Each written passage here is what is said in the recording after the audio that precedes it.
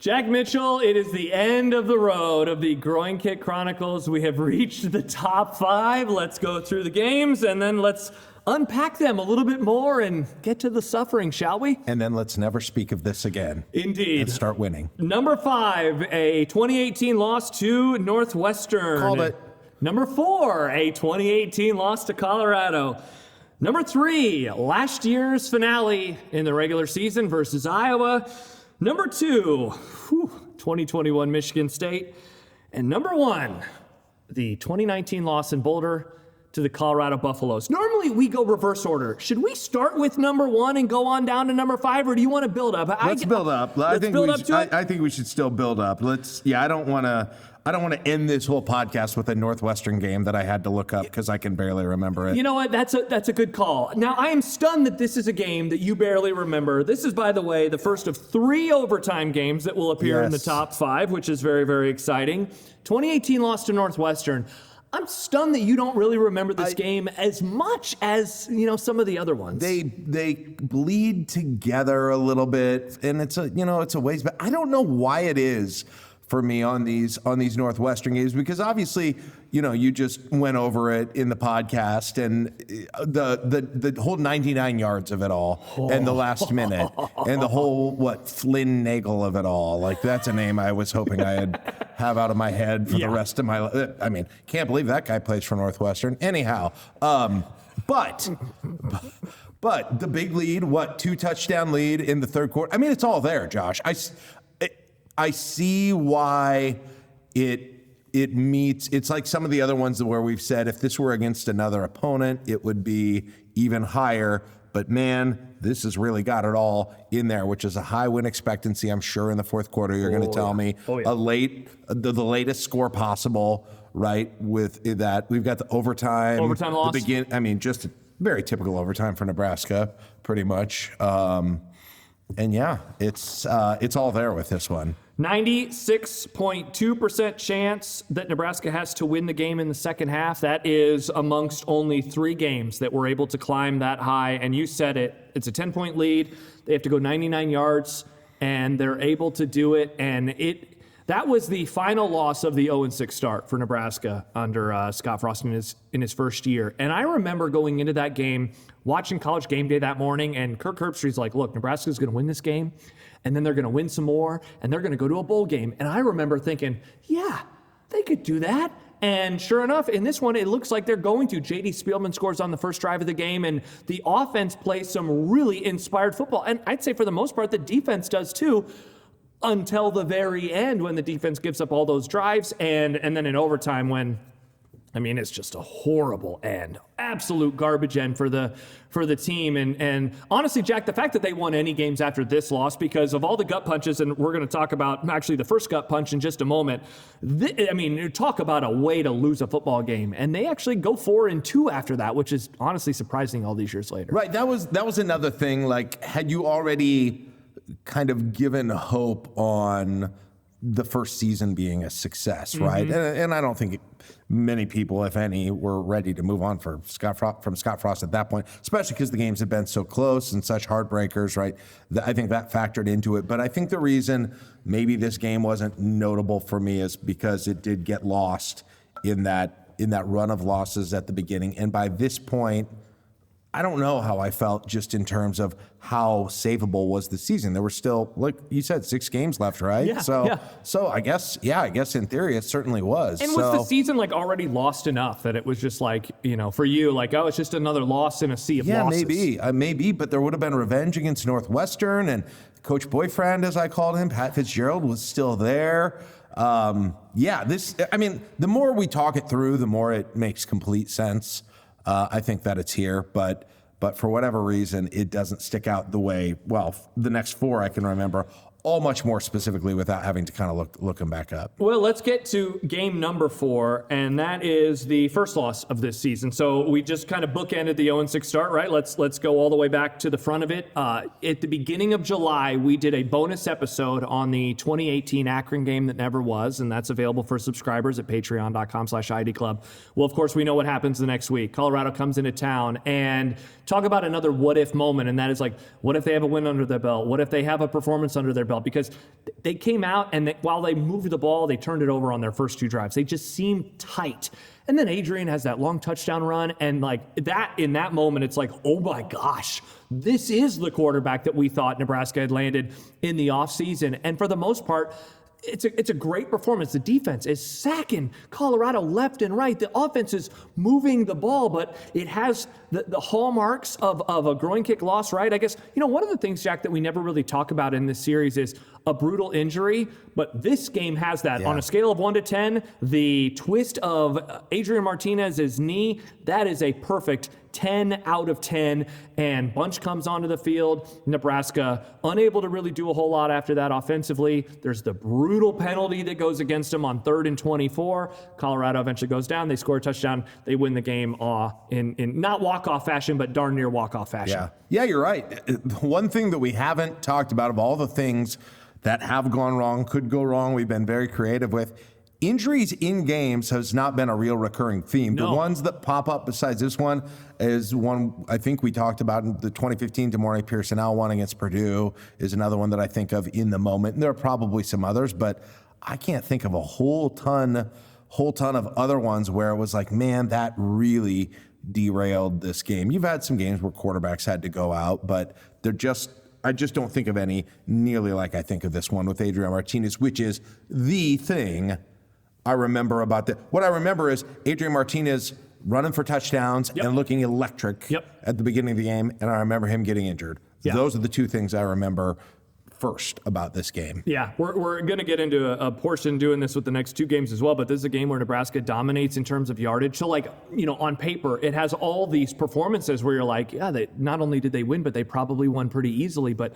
penalties and turnovers really cost Nebraska in this one. And, the other thing that I remember, Jack, about this game, Greg Bell was a player we were very excited about, right? The transfer comes in, and he had a play where it seemed like he might score a touchdown, but he couldn't pull away. And remember in the postgame, Scott Frost talked about that, and that might have been perhaps his first kind of pointed criticism towards an individual. But this was a game where I left it. It's so funny, now almost 7 years later, I left that game feeling so good about where things were at, but also just one of those how did they lose that game? But not in the, well, here we go again. This is now going to begin a new era of those types of losses. And that's happened on a few of the games that we've talked about on the Chronicles. As I recall, kind of between the Adrian Martinez injury and the way that the team looked during parts of that game, I think there were a lot of people, and people wanted to believe, myself included, wanted to believe in the Scott Frost era. That's as forgiving as I've ever heard. I think that you couldn't put in a laboratory together a more forgiving fan base after a loss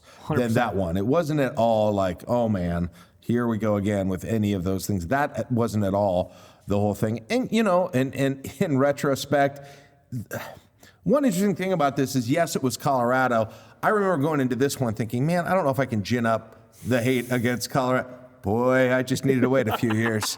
But the Mike McIntyre Colorado Buffaloes, because it was Tucker next year, right? Correct, in 19. In 19, but the Mike McIntyre Colorado teams, I don't know. Remember he cried openly on the field after it? Ugh. Yeah, and then he got fired. Yeah, you developed your hatred for him pretty quickly after this one. Yes. Oh, man. And that leg twisting. Well, remember, the injury happens, and it's like, oh, that sucks. And then after the game, they're like, we think something nefarious happened. And it's like, interesting. I wonder if they'll be able to prove it. They did, because then there was the video that we eventually saw that they sent to the Big Ten Conference, even though obviously Colorado's a Pac-12 school at the time. And so that was brutal. And if we obviously knew what was going to come next with all the losses in a row, this one would have hurt even more in the moment. I think I left feeling pretty optimistic. As long as Adrian's going to be able to come back, fairly soon, it's going to be fine. And he did. He only missed one game, and they're not going to lose to Troy next week, so that won't be an issue, right? Of course not. Yeah. Go back earlier in the Chronicles for that episode. Let's get now, Jack, into the top 3. If you would have given me a guess before I put together the math of this project, and you would have said, all right, you can guess 5 games that you think will be number 1. This next game would have been one of the games that I would have guessed had a chance to be number one. It is last year's loss, the 2024 defeat to Iowa. A couple quick stats for you. 334 to 164 total yards, 20 first downs to 5 first downs. And Jack, you will remember a lot of those 164 yards were one carry from Caleb Johnson. This game, maybe more than any other on the entire list, Jack, is a domination front to back from Nebraska, except for, 4 plays? You have the muffed punt that allowed for Iowa to get their first score, which was only a field goal because the defense bowed up down there. Of course, you have the Caleb Johnson play. You have the Isaiah Nayor inexplicable drop that would have put Nebraska in great field position. You have the Adrian Martinez sack fumble on the last offensive drive. And Not Adrian Martinez. Dylan Raiola, sorry. Yes. Adrian's on the brain. Right. And then I guess the field goal. So let's go with 5 plays, which remember, extra groin kicky with that play because the camera, it seems like is it going to be missed? Right. But no, because they suddenly are panning up or That's whatever. right. Yes. 5 plays that Nebraska loses in this game, and they ultimately lose the football game.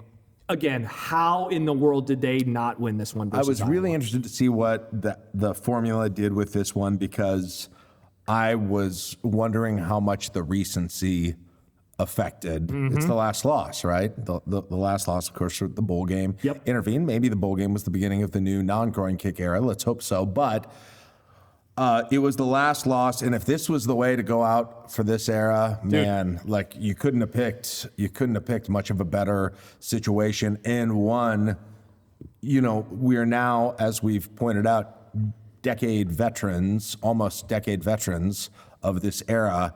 And if you can talk about a play that you can feel change the game in your gut, Muff punt. the muff punt. Yeah. Isn't that wild? Because the defense does exactly what they need to do. And it's against Iowa. Yep. And that's, what happens with Iowa or the Caleb Johnson touchdown, just the same too. Defense throws a no-hitter. The one hit is a solo home run and they lose 1-0.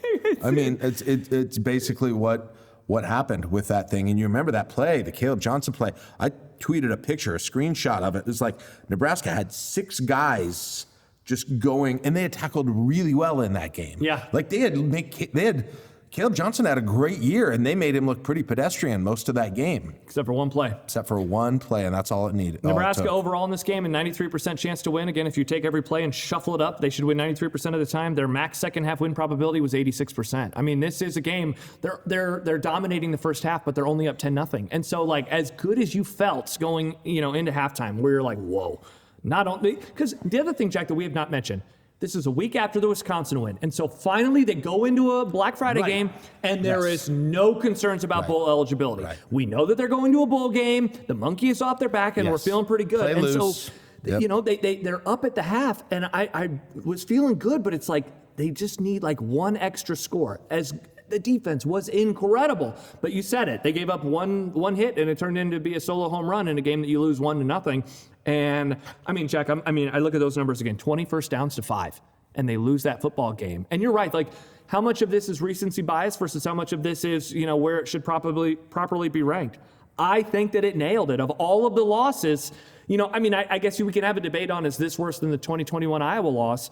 But it's those two for me in terms of the worst 2 Iowa losses of this era. This one is worse, and it can't be part of the reason that it's worse can't be measured by the formula, and that is because at some point, although everything was predictable, there was almost something about this game where it was like, this can't be true, right? They're going to do it again? This is too much on the nose. Yeah. It's ridiculous. This team in this way, it's like a computer simulation where everything plays exactly to the stereotype of both sides. And you're like, okay, there's got to be some nuance in this. Nope. That was exactly it, right? If you would have told me the most stereotypical game between Nebraska and Iowa, you would have described the exact 2024, during this era, the exact 2024 Nebraska-Iowa game. We have had tweets throughout this process, the obligatory Jack Mitchell tweet, where you talk about the script writers. Yes. And I would say the script writers, they did a pretty good job. Even though it was predictable, I'd say they still did a pretty good job in how they cooked this one up in a lab for us. Yeah.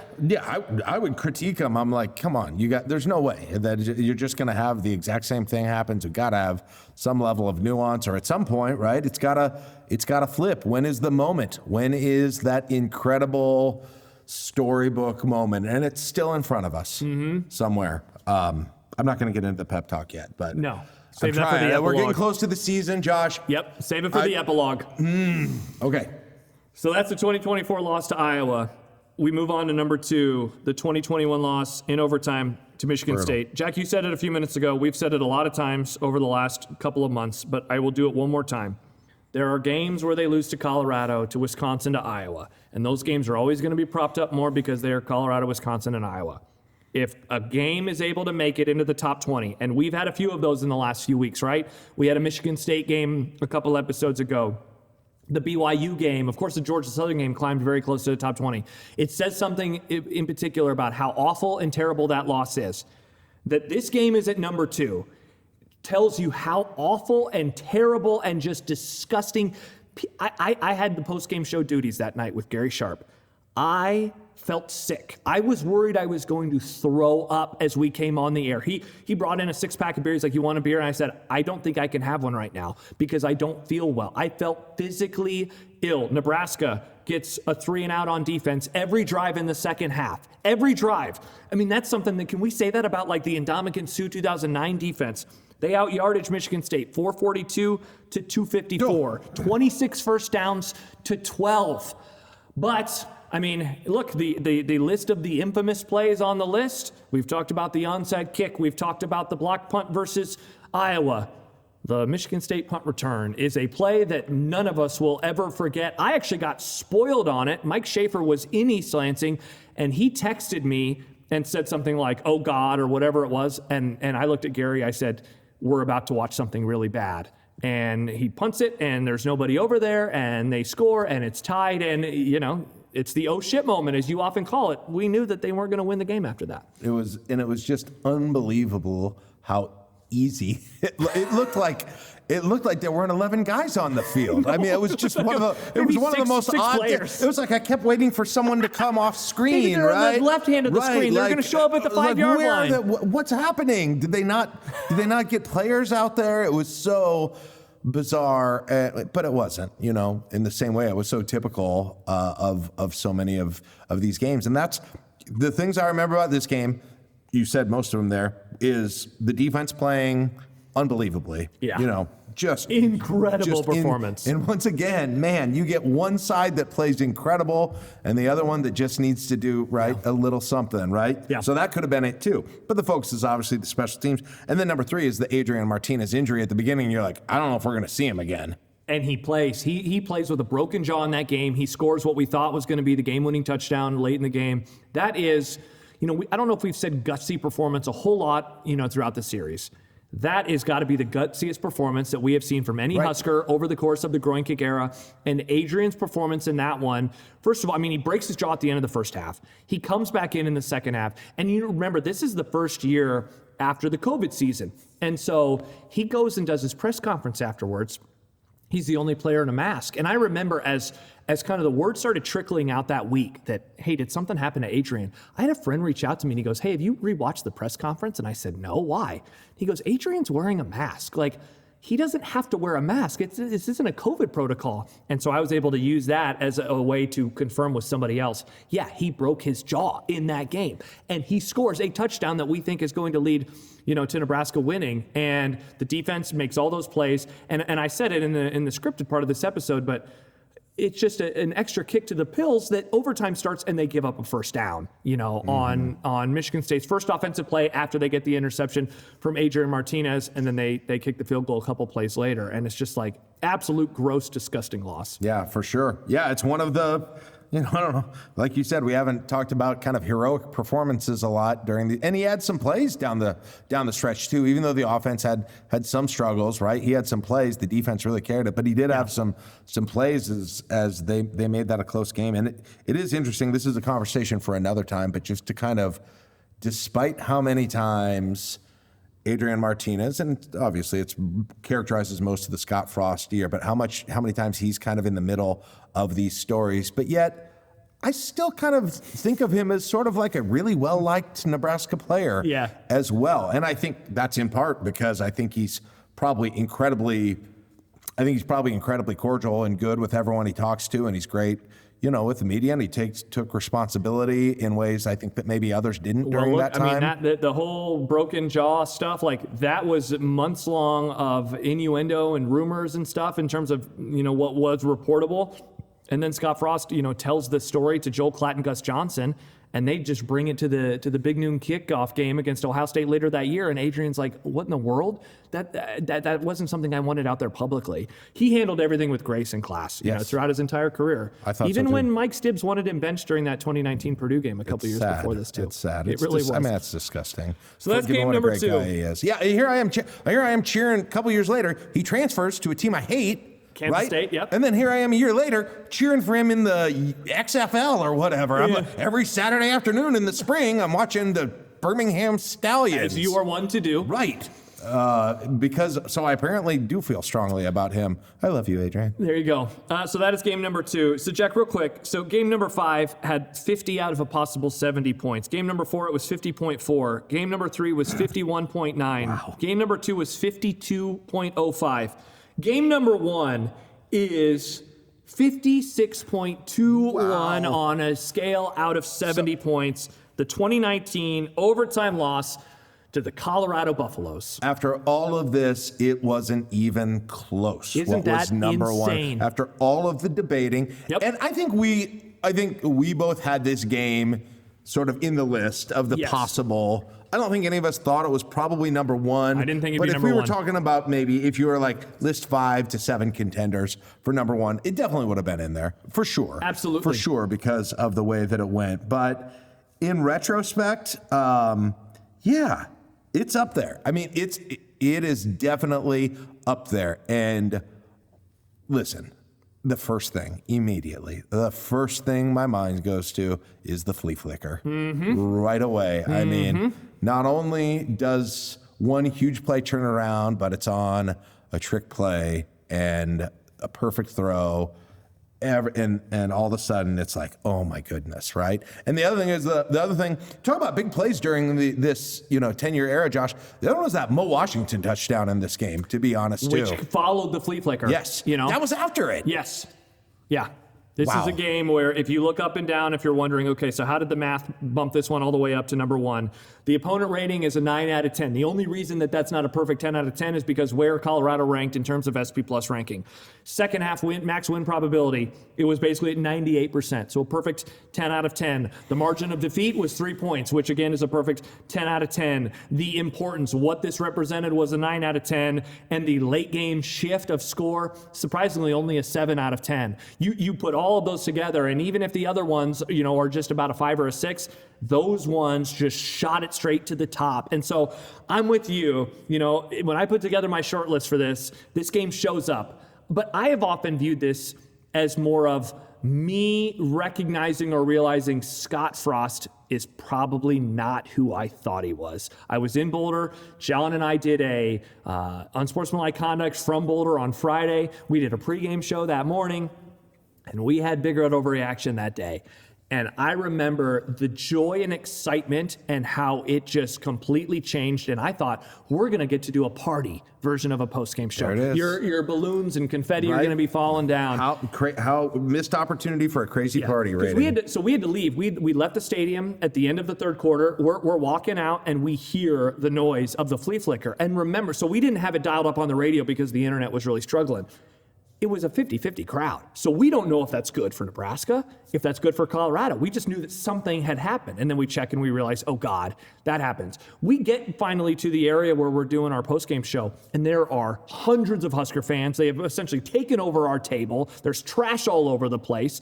And we're like, wow, it's going to be a party. And Jack, the way that cleared out when we were done, it was like a funeral. And so all of that excitement and everything, John and I have like the saddest dinner possible, and we're like, let's just go to the hotel and go to bed because we have to fly out tomorrow morning. Like it ruined the entire weekend after that. Yeah. And again, as you covered on the early part of the podcast too, while the flea flicker is the thing I remember, Nebraska still had, well, not only the Maurice Washington touchdown happens after that. There's a whole lot more after that game. That probably happened earlier than the game than I realized. But then the whole what to do at the very end of the game, right, with the ball and the field goal. So Colorado scores with about a minute to go to force overtime, and Colorado kicks a field goal in overtime, and sure enough, Nebraska has it, and it is way far away. And I mean, you heard it with the announcers. They're like, all right, I guess they're kicking a field goal. And I mean, it leaves the foot, and you're like, it's ball game, and that was the year where they used many, many kickers, and the game was suddenly over. Unreal. Yeah. So many games ended up on other teams making a field goal against Nebraska to win it. This was one of the few that ended on Nebraska missing a field goal, although they missed plenty at other times in games. In the epilogue, Jack, we're going to talk about where things go next, and I'll have a couple other fun stats for you on the process as we put this together. Is this the right one? Is this the correct game to be number one? Because one of the things we tried to do as much as possible was take the bias, was to take the emotions out of it. The one emotional piece was the ranking we gave rivals, right? And so it makes sense that you have two Colorado games, that you have an Iowa game in the top 5. On the other hand, I think Michigan State and Northwestern showing up in the top 5 shows that the math did what I was hoping that it would going into the project. Is this the number one game of the Groin Kick era, as we have been talking about now for 10 years? Well, you certainly get it with, the opponent. You certainly get it with the way that the things that we could quantify, right, that you just went over as well. It's up there. It's a top 5 for sure. Yeah. I agree.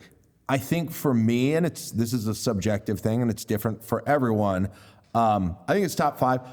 I still think some of the late season games, right, where you had a chance, either it was a missed opportunity to have the party, right? To be great, or I'd go back to the bull party, right? Or like a 2016 Wisconsin game where it's a late season chance, the Nebraska's back party or the bull party, and just then the hopelessness again that came along with losing that game, where that was the end of the season. It's a great point. I think this is September still. Right. This is still September. Again, you're still fairly early in the Scott Frost era too, and year two. It didn't feel quite as hopeless as I did after some of those games. That to me, number one for me is 2019 Iowa, I think. And that one was quite low. Yeah. All things considered, right? Just for me personally, I think it was 21 Iowa. Yeah. 21 Iowa or 2019 Iowa. Yeah, 2019 Iowa, which was 19 number Iowa 19. was probably number one for me because that did have the late season desperation. The season ends after the game. I think I bump up Iowa at a different level than I do any of the other opponents. Yeah. And I think it's different for everyone.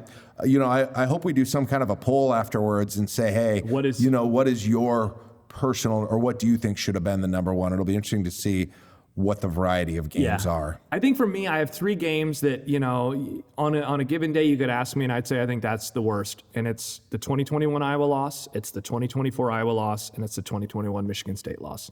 I think those 3 games. And so in the end, I think 21 Michigan State being number 2, I think that is a really good spot for that game, because while it doesn't have the extra oomph of a rivalry loss, that game and that performance was something I will never forget. And I will never forget that night. And I described how I felt during the postgame show.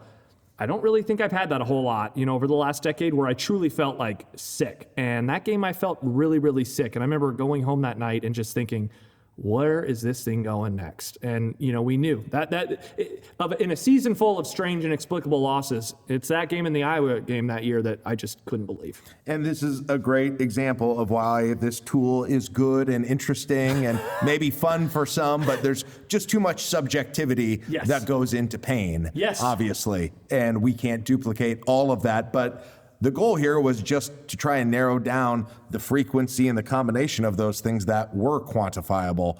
And boy, one of the most, if anything, and we'll get to that, we'll do more of this in the epilogue, but if anything, boy, we saw that there were some, and you really did some through storylines, some things that were in so many of these games. It's doing it again, Josh. It's unthinkable. It's more shocking to me now than it was even after that Iowa game last November. I can't believe it. It's, I'll save it for the epilogue, but man, at some point, it's the law of averages has to kick in. It's got to end, right? It's so overdue. Yeah, we hope so indeed. So there it is. That is the top 5 of the Groin Kick Chronicles. We have one regular episode left. We'll do an epilogue, but we still have all sorts of bonus stuff available as well. We've done some real painful Be Kind Husker rewinds about a lot of these losses, interviews, and so much more. So we hope people have enjoyed it. One more episode, and maybe a bit more optimistic in that episode than in any of the ones we've had so far. Yep. And in 10 years, we'll do, 6 national championships in 10 years. Let's rate the best games in it. And we fixed it. Everyone will look back on us we doing did it, this. and look at the positive. Classic boys. reverse jinx by Jack and Josh. As we're rolling around in all our profit from this. One more episode to go in the Groin Kick Chronicles. Jack, let's be a little happier next time. I'm ready for that one. I need it.